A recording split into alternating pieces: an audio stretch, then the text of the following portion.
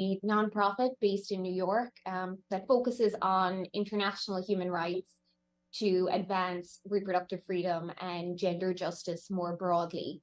My own background is almost in a mix of scholarly work and activism for abortion, looking particularly at how different movements around the world have brought about liberalization of many of these very stringent, backward, draconian laws that restrict women's reproductive freedoms, whether that was in Ireland, my home country, or in states like Colombia and Argentina.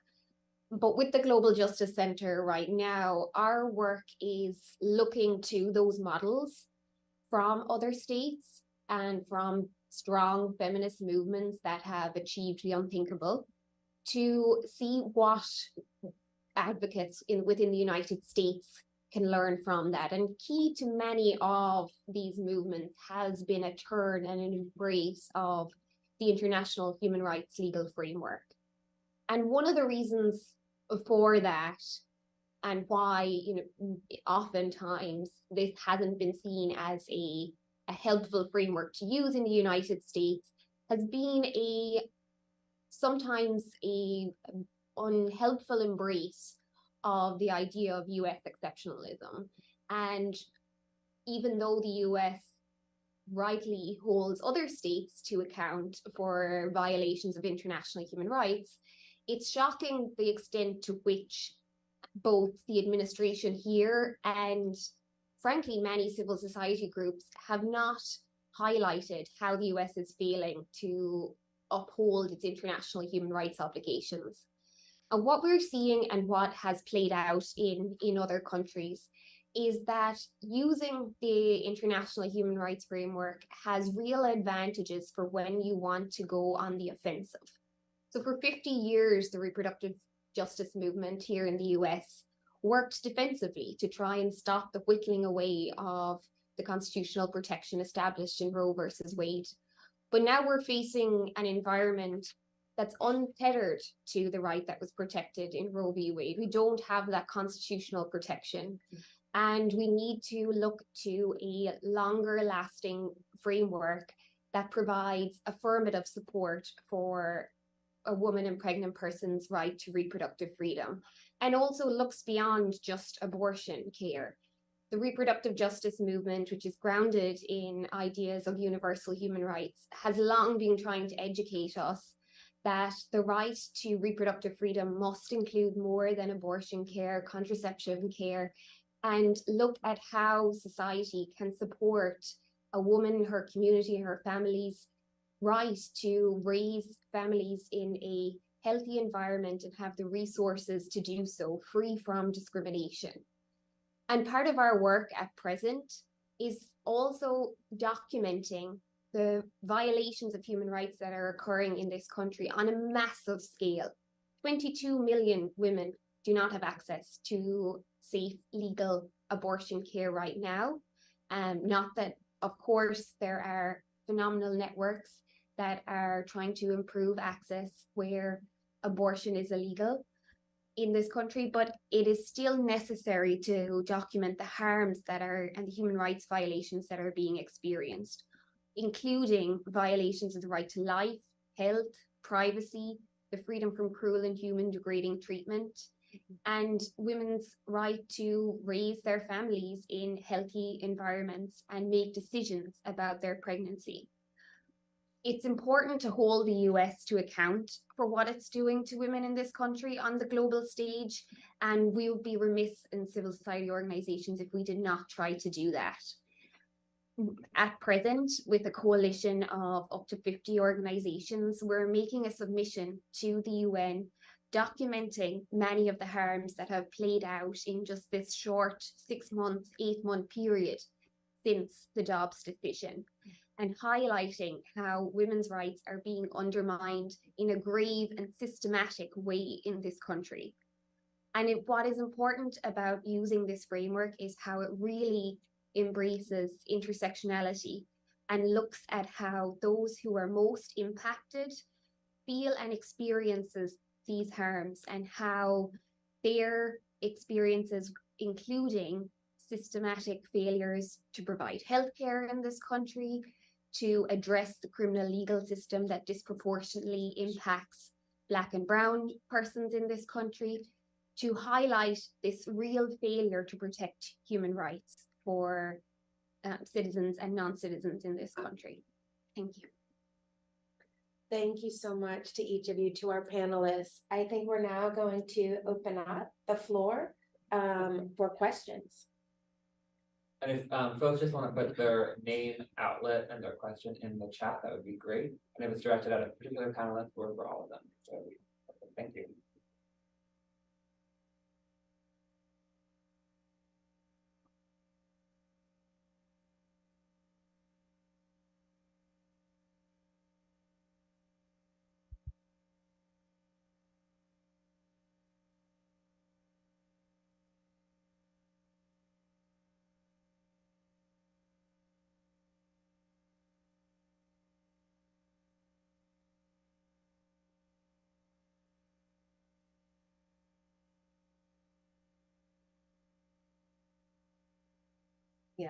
Yeah. Well, folks are thinking about questions you might want to ask.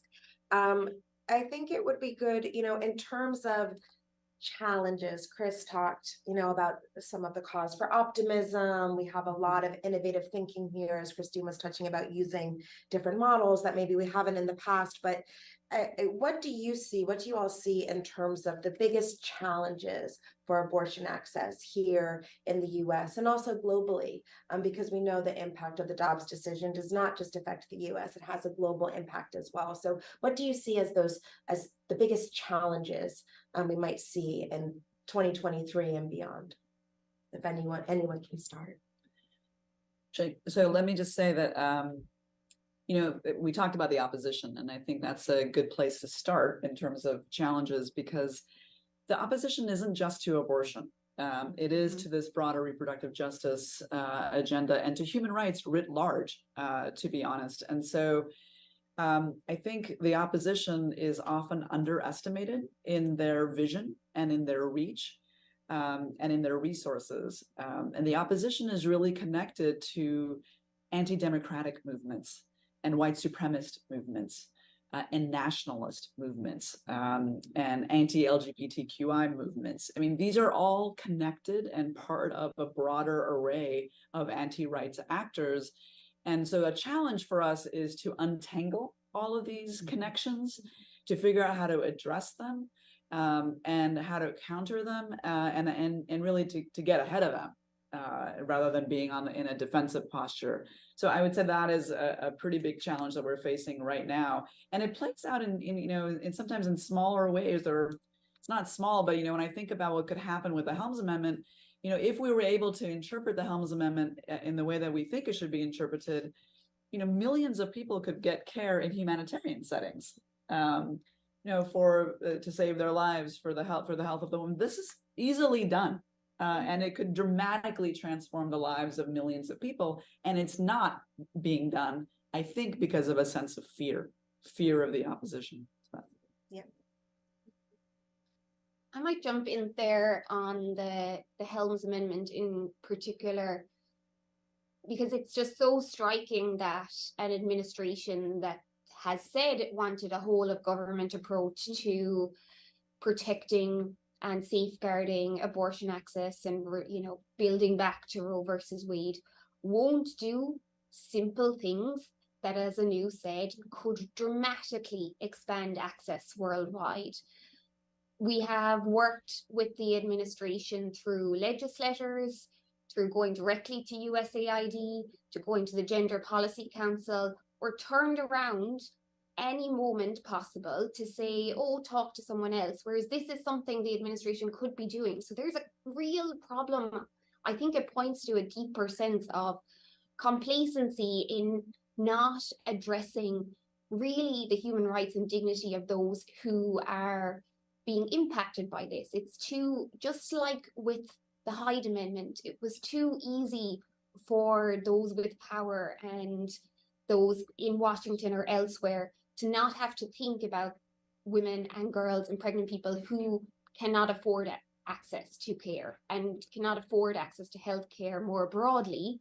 And similarly, those who are being impacted by the Helms Amendment are in countries where they don't have or can't call for the same level of accountability from the US government, who are, and this is a framing that Anu uses very powerfully, it's a colonial import that we're placing on women in other countries who are suffering gravely because of this.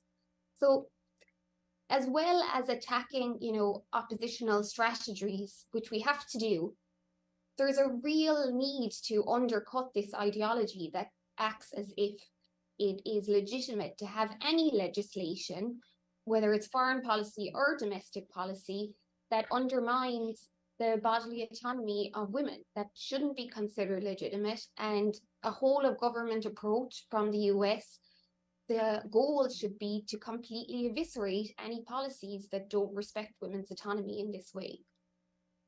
Thank you, Christine. I'm gonna now turn to some of the questions that we have here from our participants. So the first one is from Sanja, apologies if I'm mispronouncing, from CQ Roll Call. And she asks, my question is about the Roe v. Wade anniversary and whether the fact that Congress will not be in that week is an issue in messaging the importance of these issues, or are you expecting more to happen through the White House given the divided Congress? I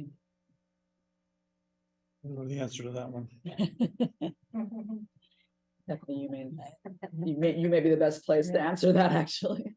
Yeah, I'm happy. I just want to make sure I understand it. I mean, what we know for sure, with the divided Congress, with being now in the minority in the House, is that what we will see increased, invigoration. We will see a lot from Republicans. There's no doubt about that.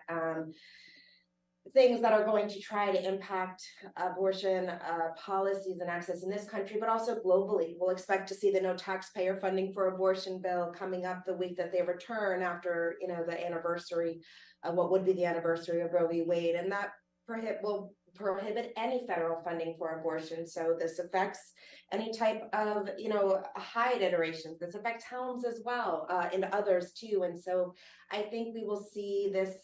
Oh, can you go back to the topic? Sorry. I think, without a doubt, we're going to see a lot coming out of Republicans in the House. But I think what we need to remember through that is that we need our champions in Congress, our Democrats, and this administration, a Democratic administration, to meet that moment. We have nothing to lose and everything to gain.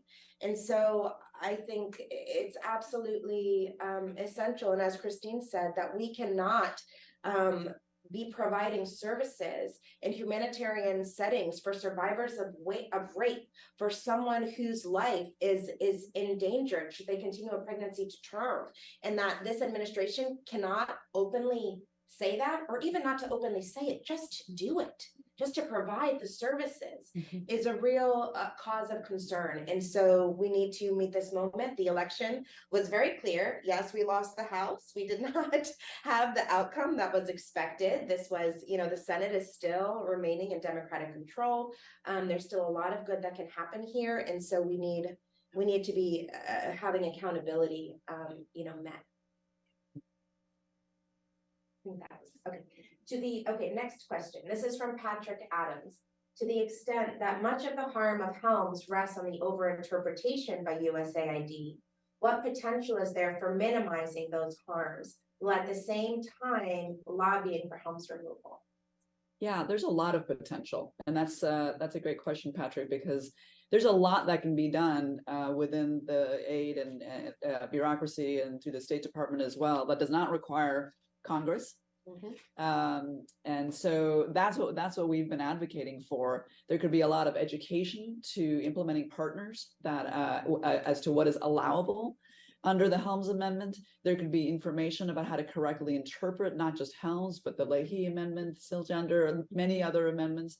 There has simply been little to no training or information with implementing partners around the world on how they can provide abortion care, information, and counseling. And in fact, it's been quite the opposite. The information that grantees get is all about what they cannot do.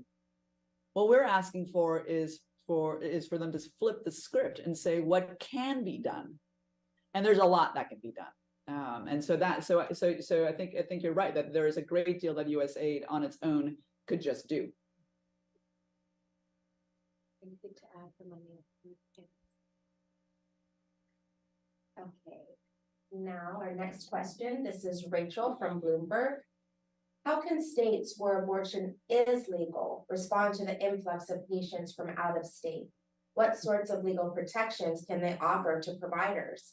How can they make it more affordable, particularly for low-income women? I can try that one. I mean, this is obviously something that's very fluid. You know, the answer to that question is a very fluid one because it's every day it's kind of changing. But there are those of us who are operating in states where we have visitors coming from other states. We are seeing influxes and increases. So it's already happening that people are crossing those borders. And there are concerns among providers as well as to what legal risks they may be taking on in serving those clients. And I think one of the biggest challenges is that there is no clear guidance, and there's a chilling effect on many providers who just either don't have the bandwidth, don't have the financial resources or the legal support to be able to determine whether or not they're in legal risk. So they're just not providing those services. And so some of the overflow of that is falling onto those providers like us who are willing to take those risks, or who have that legal support. There are many abortion groups that are collecting donations and finding ways to funnel those funds to lower income groups. The National Abortion Federation has a hotline that also supports low income people to access subsidized care. So there are services out there. The challenge, of course, is educating and reaching the people who need them, who need those services at the time when they need them. And that's where you all come in. So maybe we can get an article out about that. So I think that's anyone else has anything to add. I might jump in about what the states can do where it's legal, because there's an awful lot they can do. California at present is a good model. They've provided a significant level of funding to paying for abortion care for those who are coming from out of state, and also enacted a shield law. Connecticut and Massachusetts have done the same thing to protect providers' licensing from the ability of other states trying to strip them of their licensing for providing abortion care. And more states need to do that. New York's shield law is very deficient, and not entirely sure why it fell at the last minute. But there are states as well where it's legal. They need to start repealing these insidious measures that already existed. For example, Illinois is receiving a huge influx of patients from around the Midwest, and they still have these horrendous laws requiring parental involvement in abortion decisions. And that has a huge impact on the ability of women and girls to access abortion. In addition, the need to support providers is critical. The point that Anu made around the extremist nature of the movement, we're seeing more and more harassment and violence towards providers and their staff, both at their clinics and at their homes. And this has been occurring for years, but both state courts and officials have provided basically a carte blanche for this type of violence to occur. So even even where it's been challenged, or some states are providing buffer zones, they aren't being upheld by state courts, which points to the deeper problem that exists in the US in terms of how the judiciary is not providing or supporting human rights in this way either. Thank you, Christine. And we do have a few more questions, so I think we are going to extend until 1 p.m. if that's okay with our panelists. Okay. So our next question is from Bridget from Inside Health Policy. She says, I was wondering whether you could unpack some of the potential strategies you anticipate anti-abortion legislators and prosecutors will take regarding medication abortion in patients who access them. Alabama is looking at prosecuting patients due to fetal personhood and child chemical endangerment laws. Do you anticipate copycat approaches? How might HHS and CMS counter this? Yeah, let me just start and then others can add. So yes, definitely copycat legislation is anticipated. I think one thing that I know from 20 years of doing this is the opposition tends to do the same thing over and over and over again, place after place. So if it's successful in one place, they will definitely do it somewhere else. So yes, I think we can definitely anticipate copycat legislation. I think we have to really think about what is their end goal here. And how are they moving towards their end goal? Their end goal is, to some extent, fetal personhood. And fetal personhood would undermine everything. It would change all legal structures in a sense, because it would recognize a new category of person. And pit that person against a living, breathing woman. So I think we have to be really aware that that's part of the approach and the strategy. And so everything that they're doing is really towards that goal and the related goal of a total nationwide ban on abortion. And that is something that I think we should definitely anticipate coming shortly in the U.S. And with something that we have to really think about and mobilize for immediately. And we have, but I think that's going to be a real issue. I also want to mention that pills, and Chris rightly pointed out that this is revolutionary, these medical abortion pills, but they're not new.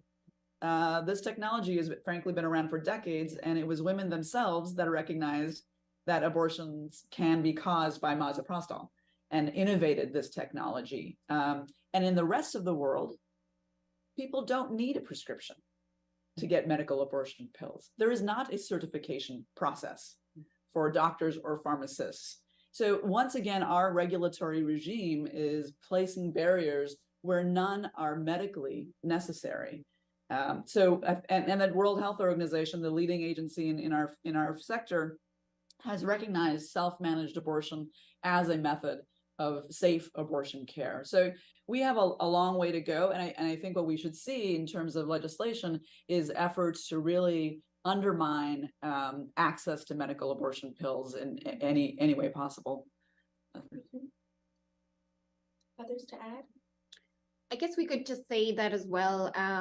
Companies have a responsibility to ensure that their services and products are not used to enhance criminalization.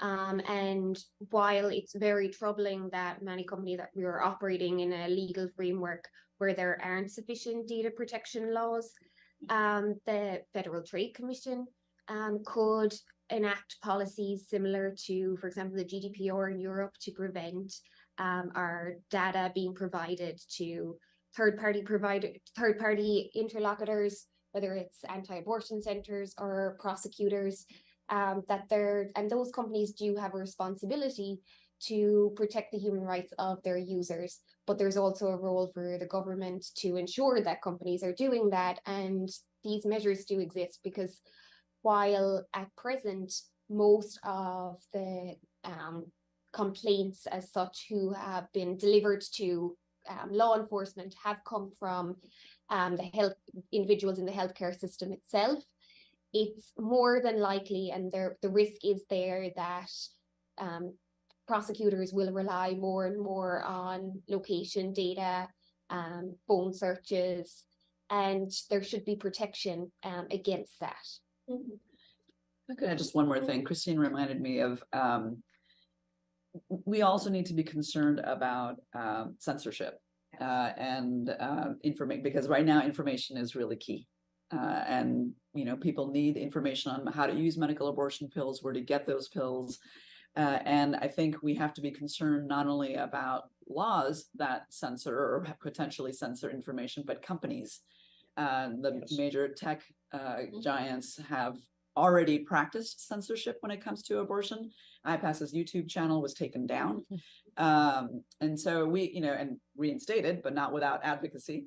And this is, we're not unique. This has happened to other organizations as well in our sector. So I think we need to be really conscious of the various strategies and tactics that can be taken that are beyond the legal to diminish information and access to care.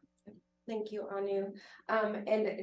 And I just, if I may, just to the last point to your question on what HHS or CMS can do to counter this, I just want to quickly add that we saw a lot of really exciting, great work from the administration over the holidays, and that we need more of this, and particularly about medication abortion.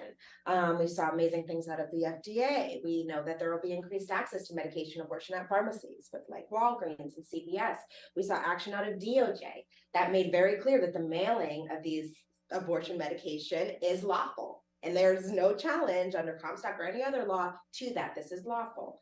And so I think we need to continue in that energy. We saw another great rule out of HHS around protections for protections access to medication abortion, despite religious objections, around religious refusals as well. So we're seeing a lot of good energy, but there's more that HHS and CMS can be doing. We're eager to partner with them. CSOs are very happy to partner with the administration to do more, particularly on medication abortion, because as we're saying, it is revolutionizing care as we know it. It will continue to do so, and there will be more and more challenges that we have to be ready to fight.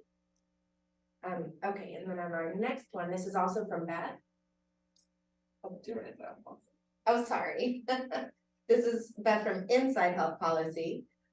You talked a bit about increased awareness around the abortion pill regimen, but there's also some restrictions on access, some imposed by the FDA, and then additional restrictions in states that have complete abortion bans. So what actions do you all want to see in that space to increase access, even as members of Congress push back on FDA's loosened restrictions? Also, is that a conversation that the international community is watching?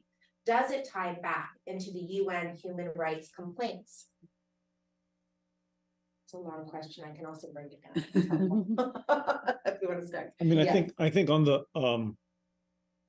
for those of us who are you know in the business of selling and marketing the abortion pills, whether it's in clinics or in through telemedicine, we can only do what we're allowed to do legally under the legal construct. So you are not allowed. There are states where abortion is legal, but telemedicine for abortion is not legal, which is a strange irony, because it might be legal for other kinds of medical issues, but not specifically for abortion.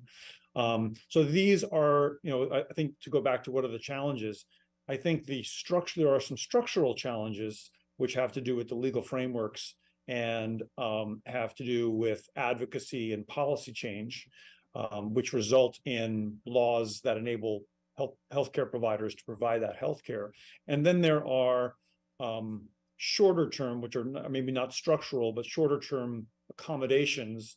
How do you, in that environment, figure out what you are able to do? And it's obviously different state by state. In some states, telemedicine is legal. In some states, it's not. In some states, the gestational age is only 6 weeks. In other places, it's 10. In other places, it's 20. You have to figure all that out. So you do what you can in those states. And I think that goes back to my point about adaptation. So as the bigger picture of how do we make abortion access more available in more states, we need to figure out how to adapt to serve the needs of people today.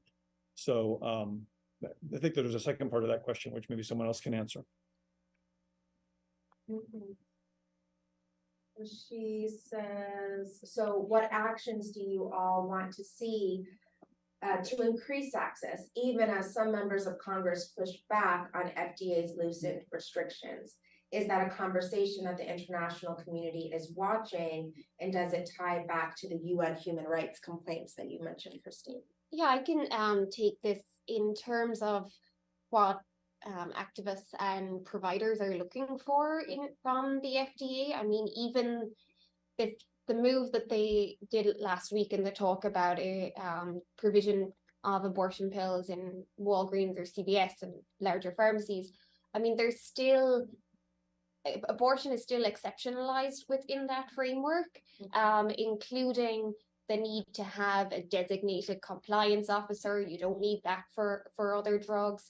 There are stringent requirements for what type of pharmacy can do this. And in terms of the international level, what we learn is that in other countries, these pills are available over the counter in a very safe way that promotes women's health. And the WHO guidelines also support that. So that is something that we're calling for within our complaint to the UN human rights system, is that they put pressure on the US to stop exceptionalizing abortion care. It's an essential medicine, and it shouldn't be regulated in any way that inhibits access. And to the question about are other countries watching? Yes. Yes. Most definitely watching and paying close attention to what's happening in the United States. And and I think we know that the opposition movement is global, and that they exist in multiple countries. And so I think what happens in the United States does have direct impact in terms of abortion access overseas. And we've certainly seen that in our work at IPASS, or around the world. Our country directors have been saying that there's fallout from the Dobbs decision. And so yes, the world is definitely paying attention to what's happening in the United States. And then the other thing I wanted to mention on the first question is really, there is good clinical evidence that medical abortion pills can be used through the first trimester. So, again, I think a common theme that I think you're hearing is that the US is really not in compliance or not in step with what's happening around the world. And by exceptionalizing abortion care and by making it a silo. And that actually undermines not just healthcare, which is extremely important, but also human rights, which is also important. Okay, anything to add? Okay, so we have another one. Okay, this one is for Anu. What are a few of those specific things that USAID could just do? Well, they could issue a memo, the old great bureaucratic tool, write a memo. Write a memo to all your missions, to all your staff, to say, this is the way that the Helms Amendment should be interpreted. This is how the Leahy Amendment should be interpreted.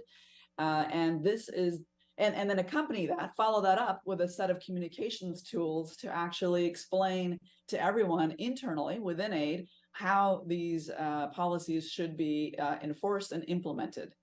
It doesn't have to be complicated, actually. The training can be simple, the communications can be simple. What we need, these are very simple things, but what we are calling for is a change in mindset. Mm-hmm. We're calling on the administration to actually finally stand up for women's rights around the world. I'm very pleased to see what's happening domestically, very puzzled as to why it doesn't extend to people around the world. Okay, we have another one. This is from Bridget. I was also wondering whether you could touch on some of the state bills looking to impose blocks on internet access to abortion information in Texas and South Carolina, for example. Are there other means of spreading information about how to access abortion that are being considered? How might other players push back on this approach, limiting access to certain types of information on the internet? I mean, there is the old fashioned way, you know, people do talk to each other still. And so networks still exist, people do still communicate without the internet. Groups have been extremely creative, these accompaniment models that Chris referenced in terms of how to share information, billboards, stickers, you know, just all kinds of, I would say maybe more traditional ways of communicating still work, and people are still using them. You know, I want to remind us that, you know, as I mentioned, misoprostol use was started by women, and it was through informal networks that women learned about how to use misoprostol. It wasn't because of the internet. It was because women talked to other women and other people that they trusted and figured out how to use misoprostol. That still works. That's still a perfectly acceptable way of communicating. I don't know, Chris, if you want to say anything about that No, internet blockage. I mean, I think the reality is that particularly young people, they know how to figure out how to get access to information when they need it. And there's VPNs and all kinds of ways to access information. So I think from a practical point of view, I don't think it's going to have an impact. And maybe from a policy point of view, it's obviously insidious and we should fight it. It's hard. Yeah. One concern about that is that we do know that for some communities, it is harder to access information, particularly when there's language barriers, or for like immigrant communities and younger women. If these bills are still a threat. However, as you've said, there's also really important and, you know, quite inspiring networks who are providing information to communities. I also think faith networks, and Jamie can probably speak more to this than I can at all, but many of them are stepping up to provide care and information, because, you know, there will always be some type of digital divide, and in any country that we've looked at, those who are most marginalized often do have difficulty getting information in their own language, etc. Yeah, thank you, Christine. I just want to agree that this is something that always disproportionately impacts the poor. People, you know, people in rural areas, people are disabled, you know, people are struggling with economic insecurity and racist structures. So it's, you know, it's so unfortunate. And again, this is such a religious movement. I cannot stress that enough. This idea of personhood is a religious idea that has, you know, this is a white supremacist Christian nationalist movement that has deep theocratic aims, and they use abortion as the animator. And it's profoundly painful as a person of faith to watch that. And thank you, Christine. We do have a resurgence now of the clergy consultation service. We have clergy coming out, not from the Catholic Church, but other churches, ready to reinstitute those services that they used pre-Roe, to use their own authority, the way in which some people have trusted religious authorities to take these risks and get people the services. This is a time to become very brave and very creative. And we see faith groups doing that, and groups like Shout Your Abortion doing that, Plan C. So I think it's, and again, we're looking to our international partners for how they did that. They're our visionaries now that we follow. We've been having boot camps with our sister groups in Latin America, saying, teach us, how did you do it? How did you survive this time? And so it's a really, I think it's a profound moment. Thank you, Jamie. We have another question. Sure. This will be our last question. This is from Patrick Adams. What ethical responsibility do certified providers of abortion pills have to prescribe pills in advance to patients who may be unable to access pills at a later date when urgently needed? Ethics, come on, it's you. I think I need to understand the question a little better. It sounded like Advanced provision. policy advanced. Provision of medical abortion from